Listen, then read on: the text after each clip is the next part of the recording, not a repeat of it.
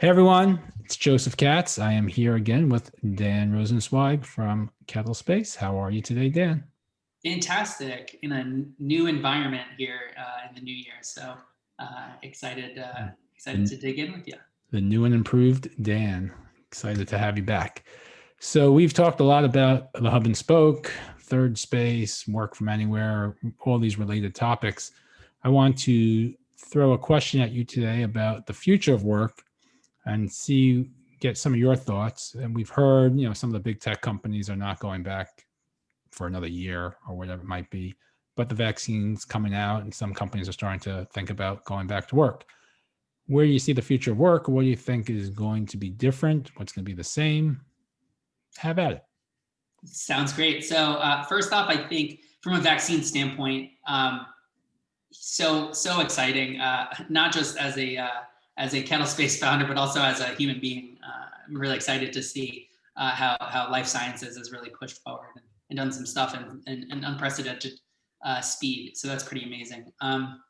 When we talk about future work, I think from a duration standpoint, I'm thinking long term, right? I'm thinking 5 to 10 years out, which some people would even say is short, not necessarily what the next 12 to 24 months look like.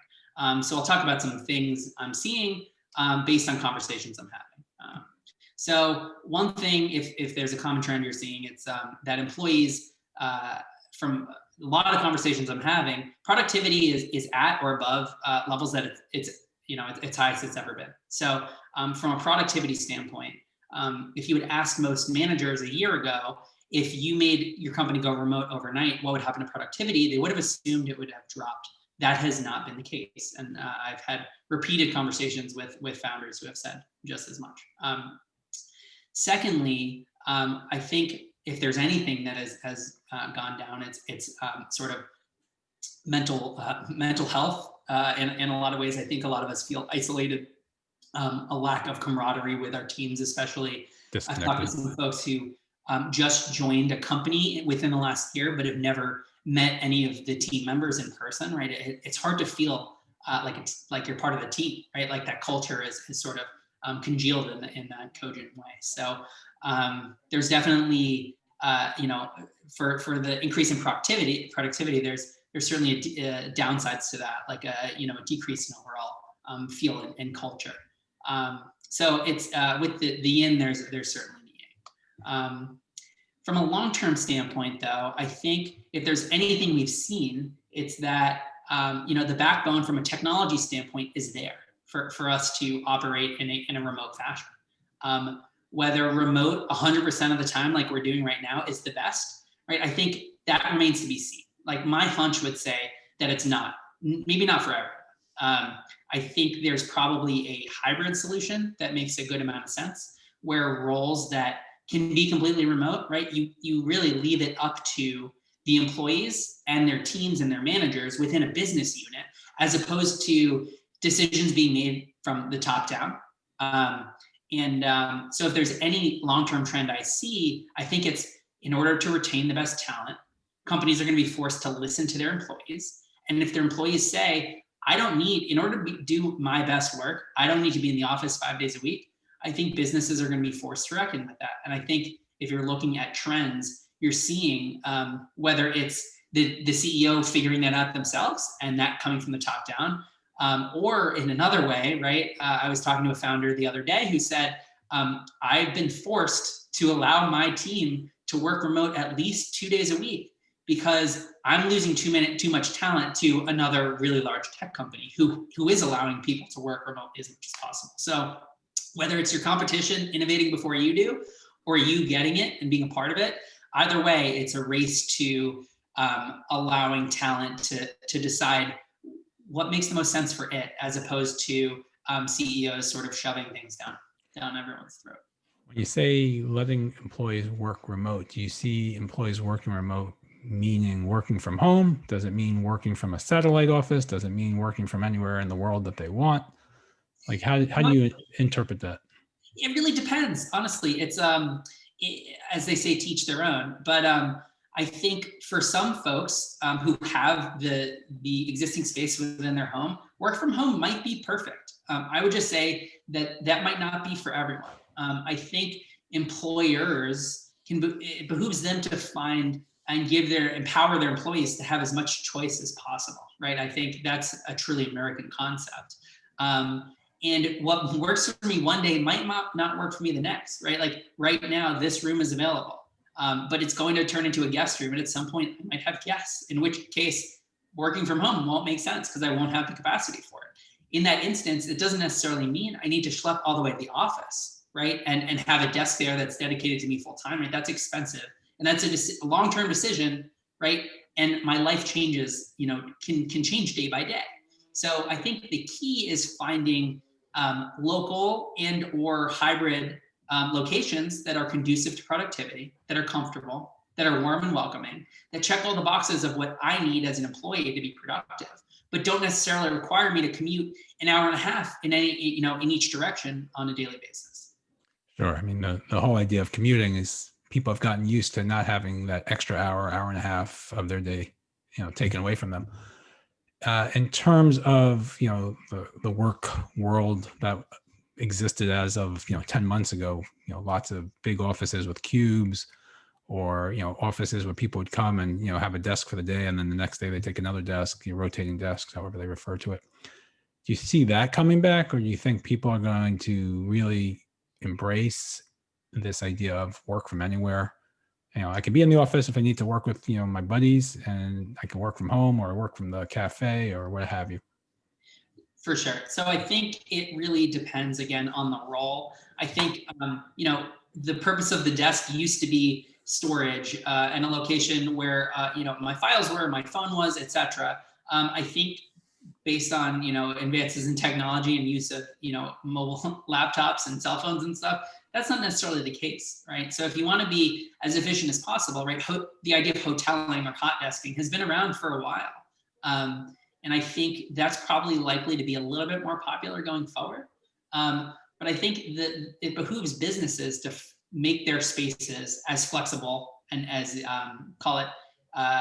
as conducive to, from an economic standpoint, the highest utility, right? What's the highest and best use of this desk at any time, right?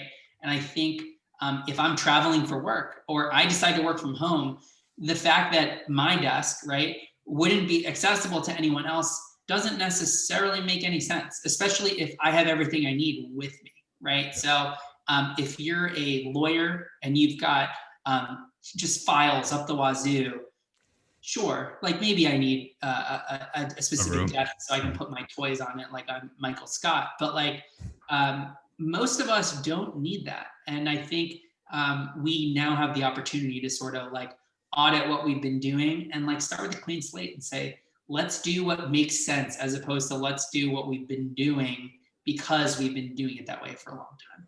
Said something about making use of the space. It's actually making best use of the team and the spaces that they'll be most productive from. Well, it's both. It's exactly right. It's both, right?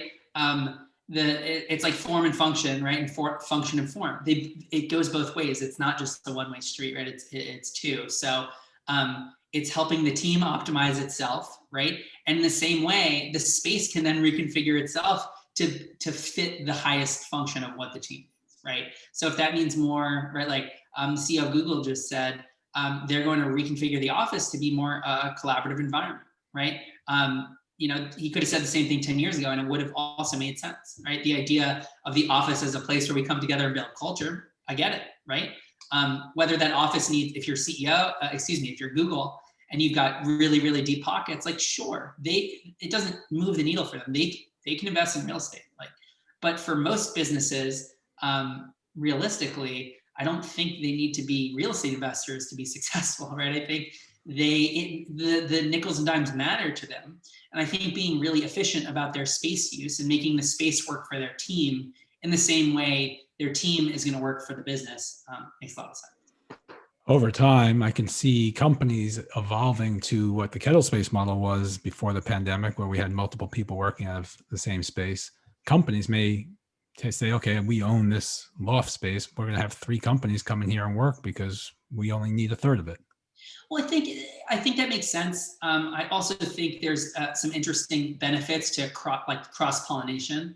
of having different types of people in different spaces. There's a lot of ideas that come together that, as long as you're protecting your intentional IP, right? There's a lot of benefits to being around other people, right? In the same way for flowers, right? Bees help cross-pollinate and diversify the DNA pool. The same works for ideas within the business world. So I think not only is it capital efficient, not only is it better for the team and the employees, right? It also can make your overall company better and more productive by sharing spaces with others.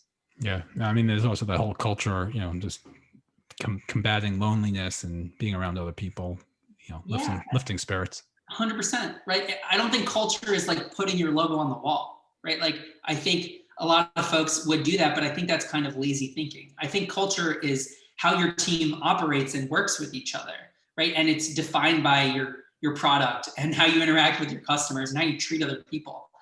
It's not just like putting your flag on the ground on a building and being like, okay, that's our culture. So I think we have an opportunity now to get smarter, right? Get more efficient, and certainly move into the next, century on what, how we operate, why we do what we do. As we say on this team all the time, like audit, right, and improve, right? Because first of all, we haven't been doing anything for that long, but more importantly, if you have a better idea for how we can approach something, like, I'm all ears. Let's do it, because there's no monopoly on good ideas in this business. I thought you had that monopoly. Yeah. Dan, always fun chatting with you. I'm sure there's a lot more that we could dig into at another time on this topic, because the future is coming every day. Right. Yeah. And whether we like it or not, it's coming. And our goal here is to set our clients and our own business, candidly, up for as much success as possible. Well, I look forward to our next chat, and thanks again for the time today. And anyone who wants to learn more about KettleSpace, you can visit KettleSpace.com, and we'd be happy to chat with you. Have a great one. Email me, you can call me, text me. I'm around. All right. Have a great day, Dan. I'll speak to you soon. See you in the new year.